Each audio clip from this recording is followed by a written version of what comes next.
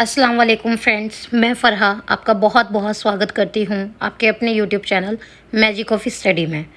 तो आज हम प्राचीन इतिहास के सबसे इम्पॉर्टेंट टॉपिक में से एक टॉपिक वैदिक संस्कृति के टॉप 40 क्वेश्चंस आगे यानी कि पार्ट 2 में करने वाले हैं। पार्ट 1 में हमने 40 क्वेश्चंस जो मोस्ट इम्पॉर्टेंट थे वो हमने कंप्लीट कर लिए थे। अब आगे हम पार्ट 2 में जो आगे के 40 क्वेश्चंस हैं जो बहुत बहुत मोस्ट इम्पॉर्टेंट है वो कंप्लीट करने वाले हैं। ये सारे क्वेश्चन आपके प्रीवियस ईयर्स के एग्ज़ाम में पूछे जा चुके हैं, चाहे वे DSSS के एग्ज़ाम्स हों, TGT, PGT, नेट JRF हो या फिर आपका BPSC हो। तो वीडियो के लास्ट तक बने रहिएगा। आगे शुरू करते हैं। चलिए, वैदिक संस्कृति पार्ट 2 पहला क्वेश्चन देख लेते हैं। फर्स्ट क्वेश्चन है आपका क्वेश्चन नंबर 1, ऋग्वेद में कितने सूक्त हैं? क्वेश्चन देख लेते हैं। पहला क्वेश्चन नंबर 1 है हमारा, ऋग्वेद में कितने सूक्त हैं? आपके 4 ऑप्शन दिए गए हैं। Option number A 1017, option number B 1020, option number C 1028 और ऑप्शन नंबर D 1128। तो आपका सही आंसर हो जाएगा ऑप्शन नंबर C 1028 सूक्त हैं। ऋग्वेद में टोटल कितने सूक्त हैं? 1028। चलिए नेक्स्ट क्वेश्चन पे चलते हैं। Question number 2। क्वेश्चन नंबर 2 क्या कहता है? पूर्व वैदिक आर्यों का धर्म परमुक्त था। पूर्व वैदिक आर्यों का जो धर्म था परमुक्त क्या था? उसके 4 ऑप्शन दिए गए। पहला भक्ति, दूसरा है आपका ऑप्शन मूर्ति पूजा और यज्ञ, थर्ड ऑप्शन है आपका प्रकृति पूजा और यज्ञ और फोर्थ ऑप्शन है आपका प्रकृति पूजा और भक्ति। तो आपका सही आंसर हो जाएगा वो प्रकृति पूजा और यज्ञ किया करते थे। थर्ड क्वेश्चन पे चलते हैं। थर्ड क्वेश्चन क्या कहता है? पतंजलि कौन थे? पतंजलि कौन था? पतंजलि जो हम नाम सुनते हैं वो कौन था पतंजलि? आपके 4 ऑप्शन दिए गए हैं। ऑप्शन नंबर 1 है आपका योगाचार संप्रदाय का एक दार्शनिक था, या फिर ऑप्शन नंबर B है आपका आयुर्वेद पर एक पुस्तक का लेखक था, ऑप्शन नंबर C है आपका माध्यमिका संप्रदाय का एक दार्शनिक था, या ऑप्शन नंबर D है आपका परिणी के संस्कृत व्याकरण यानी अष्टाध्याय का एक टीकाकार था। तो आपका सही आंसर हो जाएगा ऑप्शन नंबर D, पारिणी के संस्कृत व्याकरण अष्टाध्याय का है वह एक टीकाकार था पतंजलि। ठीक है, नेक्स्ट क्वेश्चन पे चलते हैं। Question number 4। क्वेश्चन नंबर 4 है हमारा, आर्यों के आर्कटिक होम सिद्धांत का पक्ष किसने लिया था? आर्यों के आर्कटिक होम सिद्धांत का पक्ष किसने लिया था? आपके 4 ऑप्शन हैं। Option number A Pargiter, option number B AC Das, option number C BG Tilak या फिर ऑप्शन नंबर D जेकोबी। तो आपका सही आंसर हो जाएगा ऑप्शन नंबर C BG तिलक ने आर्यों के आर्कटिक होम सिद्धांत का पक्ष लिया था। 5th क्वेश्चन पे चलते हैं। 5th क्वेश्चन है आपका, ऋग्वेद में नामांकित किन नदियों का उल्लेख अफगानिस्तान के साथ आर्यों के संबंध का सूचक है? ठीक है, ऋग्वेद में नामांकित किन नदियों का उल्लेख, यहाँ पे नदियाँ पूछी गई हैं, अफगानिस्तान के साथ आर्यों के संबंध का सूचक है। आपके 4 ऑप्शन दिए गए हैं। Option number 1 Asikni, option number 2 यानी option number B Parushni, option number C Kubha या क्रमु, ऑप्शन नंबर D है आपका विपाश या शतुद्री। तो आपका सही आंसर हो जाएगा ऑप्शन नंबर C कुभा और क्रमु। नेक्स्ट क्वेश्चन पे चलते हैं। Question number 6। क्वेश्चन नंबर 6 है, निम्नलिखित में से कौन सी एक ऋग्वेदिक आर्यों की लाक्षणिक की विशेषता नहीं है? यहाँ पे नहीं है पूछा गया है कि आर्यों की लाक्षणिक विशेषता नहीं है ऋग्वेदिक आर्यों की। ठीक है, आपके 4 ऑप्शन दिए गए हैं। ऑप्शन नंबर A है आपका वे अश्वों, रथों और कांसे के उपयोग से परिचित थे। आपको नहीं बताना है यानी नेगेटिव बताना है आपको। ठीक है, तो नेगेटिव का मतलब होता है आपको गलत बताना है इसमें। ठीक है, आपका ऑप्शन नंबर B है वे लोहे के उपयोग से परिचित थे।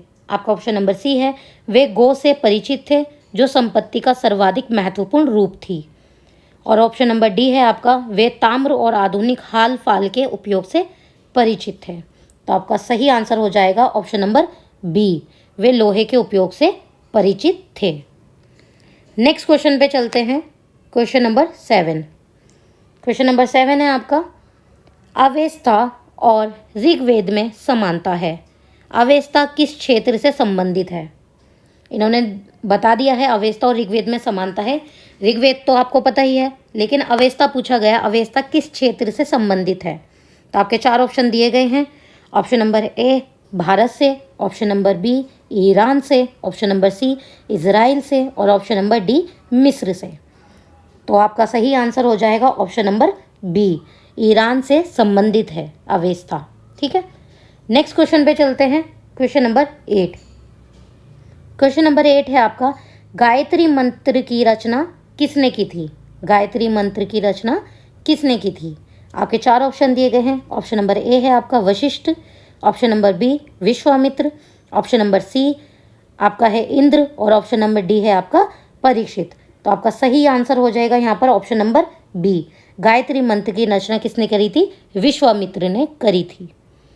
नेक्स्ट क्वेश्चन पे चलते हैं, क्वेश्चन नंबर 9 पर। क्वेश्चन नंबर 9 है आपका, मनुस्मृति मुख्यतः संबंधित है। मनुस्मृति मुख्यतः किससे संबंधित है? आपके 4 ऑप्शन दिए गए हैं। ऑप्शन नंबर ए समाज व्यवस्था से, ऑप्शन नंबर बी कानून से, ऑप्शन नंबर सी राज्य कार्य पद्धति से या फिर ऑप्शन नंबर डी अर्थशास्त्र से। तो आपका सही आंसर हो जाएगा ऑप्शन नंबर ए। यहाँ पे आपका ऑप्शन नंबर ए सही हो जाएगा। मनुस्मृति किससे संबंधित था? समाज व्यवस्था से संबंधित था। नेक्स्ट क्वेश्चन पे चलते हैं, क्वेश्चन नंबर 10 पर। क्वेश्चन नंबर 10 है, निम्नलिखित में से कौन मूलतः जल या समुद्र का देवता था? यहाँ पे पूछा गया है जल या समुद्र का देवता कौन था, किसे कहा जाता था? आपका ऑप्शन नंबर ए है इंद्र, आपका ऑप्शन नंबर बी है नासत्य या आश्विन, ऑप्शन नंबर सी है आपका वरुण या फिर ऑप्शन नंबर डी है आपका मित्र। तो आपका सही आंसर हो जाएगा वरुण, ऑप्शन नंबर सी, जल या समुद्र का देवता कौन था? वरुण था। नेक्स्ट क्वेश्चन पे चलते हैं, क्वेश्चन नंबर 11। क्वेश्चन नंबर 11 है आपका, किस काल में अछूत की अवधारणा स्पष्ट रूप से उदित हुई? किस काल में अछूत की अवधारणा स्पष्ट रूप से उदित हुई है? तो आपके 4 ऑप्शन दिए गए हैं। ऑप्शन नंबर ए ऋग्वैदिक काल, ऑप्शन नंबर बी है आपका उत्तर वैदिक काल, ऑप्शन नंबर सी है आपका उत्तर गुप्त काल या फिर ऑप्शन नंबर डी है आपका धर्मशास्त्र काल में। तो यहाँ पे 4 ऑप्शन दिए गए हैं। तो आपका सही आंसर हो जाएगा ऑप्शन नंबर डी, अछूत की जो अवधारणा है वो स्पष्ट रूप से कहाँ उदित हुई थी? धर्मशास्त्र के काल में उदित हुई थी। नेक्स्ट क्वेश्चन पे चलते हैं, क्वेश्चन नंबर 12। क्वेश्चन नंबर 12 क्या कहता है? एशिया माइनर स्थित बोगासकोई का महत्व इसलिए है कि, एशिया माइनर स्थित बोगासकोई का महत्व इसलिए है कि, किस लिए है? आपका ऑप्शन दिया गया है ऑप्शन नंबर ए, वहाँ जो अभिलेख प्राप्त हुए हैं उनमें 4 वैदिक देवता कौन कौन से बताए गए हैं? इंद्र, वरुण, मित्र और नासत्य का उल्लेख मिलता है। ऑप्शन नंबर बी है आपका मध्य एशिया वह तिब्बत के बीच एक महत्वपूर्ण व्यापारिक केंद्र था। ऑप्शन नंबर सी है आपका वेद के मूल ग्रंथ की रचना यहीं हुई थी और ऑप्शन नंबर डी है आपका इनमें से कोई नहीं। तो सही आंसर हो जाएगा आपका ऑप्शन नंबर ए। नेक्स्ट क्वेश्चन पे चलते हैं, क्वेश्चन नंबर 13। क्वेश्चन नंबर 13 क्या कहता है? गायत्री मंत्र देवी सावित्री को संबोधित किस पुस्तक में मिलता है? ठीक है, गायत्री मंत्र बेसिकली किस पुस्तक में मिलता है? तो आपके 4 ऑप्शन दिए गए हैं। Option number A Rigveda, option number B Yajurveda, option number C Upanishad Veda या फिर option number D Bhagavad Gita. तो आपका सही आंसर हो जाएगा ऑप्शन नंबर ए, ऋग्वेद में गायत्री मंत्र पुस्तक में मिलता है। नेक्स्ट क्वेश्चन है आपका क्वेश्चन नंबर 14। क्वेश्चन नंबर 14 है आपका, न्याय दर्शन को प्रचारित किया था। न्याय दर्शन को प्रचारित किया था, किसने किया था? आपके 4 ऑप्शन दिए गए हैं। पहला ऑप्शन है आपका चारवाक ने, आपका सेकंड ऑप्शन है गौतम ने, ऑप्शन नंबर सी है आपका कपिल ने या फिर ऑप्शन नंबर डी आपका जैमिनी ने। तो सही आंसर हो जाएगा आपका ऑप्शन नंबर बी, गौतम ने। ठीक है, न्याय दर्शन को प्रचारित किसने किया था? गौतम ने किया था। क्वेश्चन नंबर 15 है आपका नेक्स्ट। क्वेश्चन नंबर 15 है आपका, प्राचीन भारत में निषक में जाने जाते थे। प्राचीन भारत में निषक से जाने जाते थे। कौन जाने जाते थे, क्या चीज़ जानी जाती थी? आपका ऑप्शन नंबर ए है स्वर्ण आभूषण, ऑप्शन नंबर बी है गाय, ऑप्शन नंबर सी है तांबे के सिक्के, या फिर ऑप्शन नंबर डी चांदी के सिक्के। तो सही आंसर हो जाएगा आपका ऑप्शन नंबर ए, स्वर्ण आभूषण निषक से जाने जाते थे। कहाँ? प्राचीन भारत में। नेक्स्ट क्वेश्चन पे चलते हैं, क्वेश्चन नंबर 16। क्वेश्चन नंबर 16 है, उपनिषद पुस्तक है। उपनिषद पुस्तक है, कौन सी है, किस पे है? आपके 4 ऑप्शन दिए गए हैं। ऑप्शन नंबर ए धर्म पर, ऑप्शन नंबर बी योग पर, ऑप्शन नंबर सी विधि पर, या फिर ऑप्शन नंबर डी है आपका दर्शन पर। तो आपका सही आंसर हो जाएगा ऑप्शन नंबर डी, उपनिषद किस पर पुस्तक बनी हुई है? दर्शन पर बनी हुई है। नेक्स्ट क्वेश्चन पे चलते हैं, क्वेश्चन नंबर 17। क्वेश्चन नंबर 17 है, आरंभिक वैदिक साहित्य में सर्वाधिक वर्णित नदी है। आरंभिक वैदिक साहित्य में सर्वाधिक वर्णित नदी है, कौन सी है? आपका पहला ऑप्शन है यानी ऑप्शन नंबर ए सिंधु नदी, ऑप्शन नंबर बी शत्रुद्री नदी, ऑप्शन नंबर सी सरस्वती नदी, या फिर ऑप्शन नंबर डी आपकी गंगा नदी। तो आपका सही आंसर हो जाएगा ऑप्शन नंबर ए, सिंधु नदी। नेक्स्ट क्वेश्चन पे चलते हैं, क्वेश्चन नंबर 18। क्वेश्चन नंबर 18 है, निम्नलिखित में किसका संकलन ऋग्वेद पर आधारित है? निम्नलिखित में किसका संकलन ऋग्वेद पर आधारित है? आपके 4 ऑप्शन दिए गए हैं। पहला ऑप्शन है आपका यजुर्वेद, बी ऑप्शन है आपका सामवेद, सी ऑप्शन है आपका अथर्ववेद, और डी ऑप्शन है आपका इनमें से कोई नहीं। तो आपका सही आंसर हो जाएगा ऑप्शन नंबर बी, सामवेद में संकलन ऋग्वेद पर आधारित है। नेक्स्ट क्वेश्चन पे चलते हैं, आपका क्वेश्चन नंबर 19। कर्म का सिद्धांत संबंधित है। कर्म का सिद्धांत किससे संबंधित है? आपके 4 ऑप्शन दिए गए हैं। ऑप्शन नंबर ए न्याय से, ऑप्शन नंबर बी आपका मीमांसा से, ऑप्शन नंबर सी है आपका वेदांत से, या फिर ऑप्शन नंबर डी है आपका वैशेषिक से। तो आपका सही आंसर हो जाएगा ऑप्शन नंबर बी, मीमांसा से। कर्म का सिद्धांत किस पे संबंधित है? मीमांसा से। नेक्स्ट क्वेश्चन पे चलते हैं, क्वेश्चन नंबर 20। क्वेश्चन नंबर 20 है, चरक संहिता नामक पुस्तक किस विषय से संबंधित है? यहाँ पे पूछा गया चरक संहिता नामक जो पुस्तक है वो किस विषय से संबंधित है। तो आपके 4 ऑप्शन हैं। ऑप्शन नंबर ए अर्थशास्त्र, ऑप्शन नंबर बी राजनीतिक, ऑप्शन नंबर सी चिकित्सा, या फिर ऑप्शन नंबर डी धर्म। तो आपका सही आंसर हो जाएगा ऑप्शन नंबर सी, चिकित्सा से संबंधित है चरक संहिता। नेक्स्ट क्वेश्चन पे चलते हैं, क्वेश्चन नंबर 21 पे। क्वेश्चन नंबर 21 क्या कहता है? यज्ञ संबंधी विधि विधानों का पता चलता है। यज्ञ संबंधी जो विधि विधानों का पता चलता है, कहाँ से पता चलता है? आपके 4 ऑप्शन दिए गए हैं। ऑप्शन नंबर ए ऋग्वेद से, ऑप्शन नंबर बी है आपका सामवेद से, ऑप्शन नंबर सी है ब्राह्मण ग्रंथों से, या फिर ऑप्शन नंबर डी आपका यजुर्वेद से। तो आपका सही आंसर हो जाएगा ऑप्शन नंबर डी, यजुर्वेद से विधि विधानों का पता चलता है। नेक्स्ट क्वेश्चन पे चलते हैं, क्वेश्चन नंबर 22। क्वेश्चन नंबर 22 है, सबसे प्राचीन वेद कौन सा है? सबसे प्राचीन वेद कौन सा है? तो आपका सबसे प्राचीन वेद कौन सा है? सबसे पहला ऑप्शन दिया गया है आपका ऋग्वेद, बी ऑप्शन है आपका यजुर्वेद, सी ऑप्शन है आपका सामवेद, और डी ऑप्शन है आपका अथर्ववेद। तो आपका सही आंसर हो जाएगा ऑप्शन नंबर ए, ऋग्वेद सबसे प्राचीन वेद कहा जाता है। और ये टोटल 4 वेद होते हैं आपके, ऋग्वेद, यजुर्वेद, सामवेद और अथर्ववेद। नेक्स्ट क्वेश्चन पे चलते हैं, क्वेश्चन नंबर 23। 23 क्वेश्चन है। क्वेश्चन नंबर 23 है, क्या कहता है? किस वेद में जादुई माया और वशीकरण का वर्णन है? किस वेद में जादुई माया और वशीकरण का वर्णन है? आपके 4 ऑप्शन दिए गए हैं। पहला ऑप्शन है आपका ऋग्वेद, बी ऑप्शन है आपका यजुर्वेद, सी ऑप्शन है आपका सामवेद, और डी ऑप्शन है आपका अथर्ववेद। तो सही आंसर हो जाएगा आपका ऑप्शन नंबर डी, अथर्ववेद में जादुई माया और वशीकरण का वर्णन किया गया है। नेक्स्ट क्वेश्चन पे चलते हैं, क्वेश्चन नंबर 24। क्या कहता है? ऋग्वेद के किन 6 मंडलों को वंश मंडल या फिर गोत्र मंडल कहा जाता है?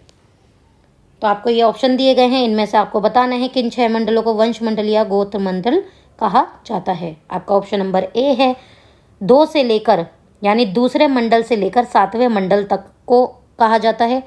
या फिर बी ऑप्शन है आपका पहले मंडल से लेकर 6ठे मंडल तक को कहा जाता है। या फिर सी ऑप्शन है आपका तीसरे मंडल से लेकर 8वें मंडल तक बताया गया है। या फिर चौथा ऑप्शन है आपका चौथे मंडल से लेकर 9वें मंडल तक कहा गया है। तो आपका सही आंसर हो जाएगा ऑप्शन नंबर ए, दूसरे मंडल से लेकर 7वें मंडल तक को क्या कहा गया है, वंश मंडल या गोत्र मंडल कहा जाता है।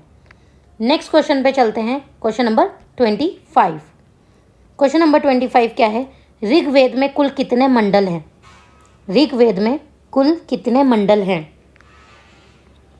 आपके 4 ऑप्शन दिए गए हैं। Option number A 7, option number B 8 यानी 8 मंडल है, ऑप्शन नंबर सी है आपका 9 यानी कि 9 मंडल है, और ऑप्शन नंबर डी यानी कि 10 मंडल हैं।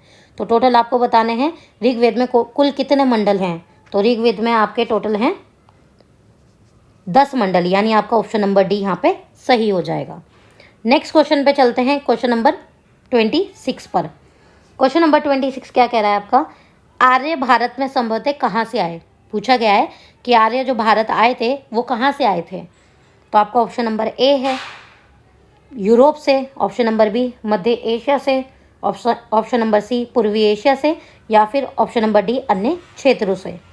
तो आपका सही आंसर हो जाएगा यहाँ पे ऑप्शन नंबर बी, आर्य भारत से कहाँ से आए थे, मध्य एशिया से आए थे। यानी आर्य को जो घर कहा जाता है वो किसको कहा जाता है, मध्य एशिया को कहा जाता है, यानी सेंट्रल एशिया। नेक्स्ट क्वेश्चन पे चलते, क्वेश्चन नंबर 27 क्या कहता है, कौन सा वेद अंशतः गद्य रूप में भी रचित है? कौन सा वेद अंशतः गद्य रूप में भी रचित है? तो आपके 4 ऑप्शन दिए गए हैं। Option number A Rigveda, option number B Yajurveda, option number C Samaveda, option number D Atharvaveda. तो आपका सही आंसर हो जाएगा ऑप्शन नंबर बी, यजुर्वेद में गद्य रूप से भी रचित है। चलिए नेक्स्ट क्वेश्चन पे चलते हैं, क्वेश्चन नंबर 28। सभा और समिति प्रजापति की 2 पुत्रियां थी। सभा और समिति प्रजापति की 2 पुत्रियां थी। इनका जो उल्लेख है वो किस वेद में मिलता है, ये बताना है आपको कि इनका जो उल्लेख है वो किस वेद में मिलता है। तो आपके 4 वेद दिए गए हैं, 4 ऑप्शन दिए गए हैं।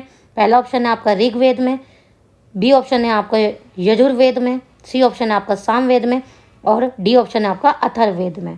तो आपका सही आंसर हो जाएगा ऑप्शन नंबर डी, अथर्ववेद में इन दोनों पुत्रियों का वर्णन मिलता है, उल्लेख मिलता है सभा और समिति का। नेक्स्ट क्वेश्चन में चलते हैं, क्वेश्चन नंबर 29 यानी क्वेश्चन नंबर 29 क्या कहता है, ऋग्वेदिक युग की प्राचीनतम संस्था कौन सी थी? ऋग्वेदिक युग की प्राचीनतम संस्था कौन सी थी? पहला ऑप्शन है आपका ए ऑप्शन है आपका सभा, बी ऑप्शन है आपका समिति, सी ऑप्शन है आपका विधत, डी ऑप्शन है आपका परिषद। तो आपका सही आंसर हो जाएगा ऑप्शन नंबर सी विधत। ऋग्वेदिक युग की प्राचीनतम संस्था कौन थी? विधत थी। ठीक है, नेक्स्ट क्वेश्चन पे चलते हैं, क्वेश्चन नंबर 30। क्वेश्चन नंबर 30 है आपका, ब्राह्मण ग्रंथों में सर्वाधिक प्राचीन कौन है? जो ब्राह्मण ग्रंथ हैं उनमें सर्वाधिक प्राचीन कौन है? आपका ए ऑप्शन है ऐतरेय ब्राह्मण, आपका बी ऑप्शन है शतपथ ब्राह्मण, ऑप्शन नंबर सी है आपका गोपद ब्राह्मण, और ऑप्शन नंबर डी है आपका पंचविश ब्राह्मण। तो आपका सही आंसर हो जाएगा option number B, Shatapatha Brahmana. Next question पे चलते हैं, क्वेश्चन नंबर 31। क्वेश्चन नंबर 31 क्या कहता है, गोत्र व्यवस्था प्रचलन में कब आई? जो गोत्र व्यवस्था है वो प्रचलन में कब आई? आपका ऑप्शन नंबर ए है ऋग्वेदिक काल में, ऑप्शन नंबर बी उत्तर वैदिक काल में, या फिर ऑप्शन नंबर सी महाकाव्य काल में, या फिर ऑप्शन नंबर डी है आपका सूत्र काल में। तो आपका सही आंसर हो जाएगा ऑप्शन नंबर बी, उत्तर वैदिक काल में गोत्र व्यवस्था प्रचलन में आई थी। नेक्स्ट क्वेश्चन में चलते हैं, क्वेश्चन नंबर 32। क्वेश्चन नंबर 32 क्या कहता है, वैदिक समाज की आधारभूत इकाई थी, यानी वैदिक समाज की आधारभूत इकाई क्या थी? आपके 4 ऑप्शन दिए गए हैं। ऑप्शन नंबर ए है आपका कुल या कुटुंब, आपका बी ऑप्शन है ग्राम, आपका ऑप्शन नंबर सी है विश, ऑप्शन नंबर डी है आपका जन। तो आपका सही आंसर हो जाएगा ऑप्शन नंबर ए, कुल और कुटुंब वैदिक समाज की क्या थी? आधारभूत इकाई थी। ठीक है, नेक्स्ट क्वेश्चन पे चलते हैं, क्वेश्चन नंबर 33 क्या कहता है, ऋग्वैदिक काल के उस सबसे प्रधान देवता की पहचान करें। ऋग्वैदिक काल के उस सबसे प्रधान देवता की पहचान करें जिसकी स्तुति में 250 सूक्तों की रचना की गई थी। ठीक है, उस देवता की पहचान करनी है जिसकी स्तुति में क्या थे, 250 सूक्तों की रचना की गई थी ऋग्वैदिक काल में। तो आपके 4 ऑप्शन दिए गए हैं। ऑप्शन नंबर ए है आपका इंद्र, ऑप्शन नंबर बी है आपका अग्नि, ऑप्शन नंबर सी है आपका वरुण और ऑप्शन नंबर डी है आपका सूर्य है। तो आपका सही आंसर हो जाएगा ऑप्शन नंबर ए। इंद्र की स्तुति में 250 सूक्तों की रचना की गई थी ऋग्वैदिक काल में। नेक्स्ट क्वेश्चन पे चलते हैं, क्वेश्चन नंबर 34। क्वेश्चन नंबर 34 क्या कहता है, संस्कारों की कुल संख्या कितनी है? संस्कारों की कुल संख्या कितनी है? आपके 4 ऑप्शन दिए गए हैं। Option number A 14, option number B 15, option number C 16 या फिर ऑप्शन नंबर डी 18। तो आपका सही आंसर हो जाएगा ऑप्शन नंबर सी 16। तो संस्कारों की कुल संख्या कितनी है? 16 है। नेक्स्ट क्वेश्चन में चलते हैं। नेक्स्ट क्वेश्चन है आपका क्वेश्चन नंबर 35। क्या कहता है, 3 ऋण में शामिल नहीं है कि 3 ऋण में कौन शामिल नहीं है, ये बताना है आपको।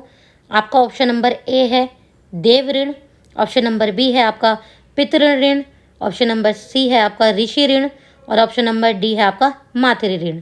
तो आपका सही आंसर क्या हो जाएगा? ऑप्शन नंबर डी मातृ ऋण क्या है, 3 ऋण में शामिल नहीं है। नेक्स्ट क्वेश्चन पे चलते हैं, क्वेश्चन नंबर 36। क्वेश्चन नंबर 36 क्या कहता है, आर्य शब्द इंगित करता है। आर्य शब्द किस चीज़ को इंगित करता है? ठीक है, आर्य शब्द इंगित करता है।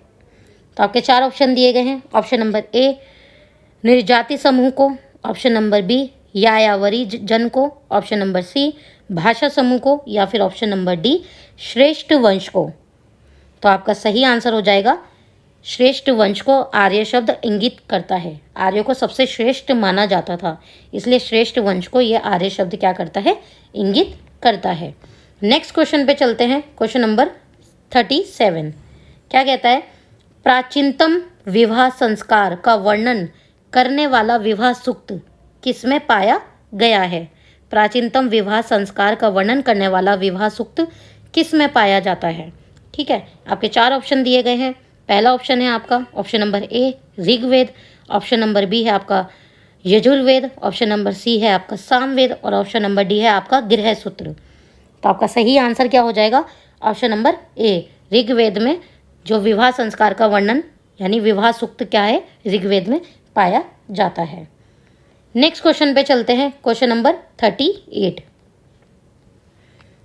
क्वेश्चन नंबर 38 है, शतपथ ब्राह्मण से संबंधित राजा विदेह माधव से संबंधित ऋषि थे। शतपथ ब्राह्मण से संबंधित जो राजा विदेह माधव से किससे संबंधित थे, ऋषि थे? तो आपके 4 ऑप्शन दिए गए हैं। पहला ऑप्शन है आपका ऋषि भारद्वाज, आपका ऑप्शन नंबर बी है ऋषि वशिष्ठ, आपका ऑप्शन नंबर सी है ऋषि विश्वामित्र, ऑप्शन नंबर डी है आपका ऋषि गौतम राहुगण। तो आपका सही आंसर हो जाएगा ऑप्शन नंबर डी ऋषि गौतम राहुगण। आपका इस पार्ट 2 का यानी इस वीडियो का आज का सेकंड लास्ट क्वेश्चन है, क्वेश्चन नंबर 39। वैदिक नदी कुभा जो काबुल का स्थान कहाँ निर्धारित होना चाहिए? ठीक है, वैदिक नदी कुभा का स्थान कहाँ निर्धारित होना चाहिए? आपका फर्स्ट ऑप्शन है यानी आपका ए ऑप्शन है अफगानिस्तान में, ऑप्शन नंबर बी है आपका चीनी तुर्किस्तान में, ऑप्शन नंबर सी है आपका कश्मीर में, ऑप्शन नंबर डी है आपका पंजाब में। तो आपका सही आंसर हो जाएगा ऑप्शन नंबर ए अफगानिस्तान में। और आज इस पार्ट 2 का यानी वैदिक संस्कृति पार्ट 2 का आपके सामने लास्ट क्वेश्चन है, क्वेश्चन नंबर 40। भारत के किस स्थल की खुदाई से लौह धातु के प्रचलन के प्राचीनतम प्रमाण मिले हैं? भारत के किस स्थल में खुदाई करने से लौह धातु के प्रचलन यानी उस वक्त पे लौह धातु का प्रचलन होता होगा, प्राचीनतम प्रमाण मिले हैं? कहाँ मिले हैं? ऑप्शन नंबर ए है आपका तक्षशिला में, ऑप्शन नंबर बी है आपका अतरंजी खेड़ा में, ऑप्शन नंबर सी है आपका कौशाम्बी में और ऑप्शन नंबर डी है आपका हस्तिनापुर में। तो आपका सही आंसर हो जाएगा option number B Atranji Kheda में। ठीक है, प्राचीनतम प्रमाण प्रमाण मिले हैं किसके, लौह धातु के। तो यहाँ पे आज आपका पार्ट 2 वैदिक संस्कृति का यहाँ पे कंप्लीट हो जाता है। हमने टोटल 80 क्वेश्चंस कंप्लीट कर लिए हैं, जो कि मोस्ट इम्पॉर्टेंट क्वेश्चंस हैं आपके। इनमें से आपके एग्जाम्स में पूछा जा सकता है, 100% इनमें से आपका कोई भी क्वेश्चन ईजिली पूछा जा सकता है इस टॉपिक से। तो आप इन वीडियोस को, इन क्वेश्चंस को अच्छे से पढ़ लीजिए, इनको याद रख लीजिए, ताकि आपको ये बहुत महत्वपूर्ण होने वाले हैं, ताकि आपके जो आने वाले एग्ज़ाम हैं यानी कि DSSB और BPSC के, उसमें ये आपके बहुत ज़्यादा काम आने वाले हैं। ठीक है, अगर वीडियो आपको अच्छी लगी हो तो लाइक कीजिए, अपने दोस्तों के साथ शेयर कीजिए और चैनल को सब्सक्राइब कीजिए आगे और भी ऐसी अच्छी वीडियोज़ के लिए।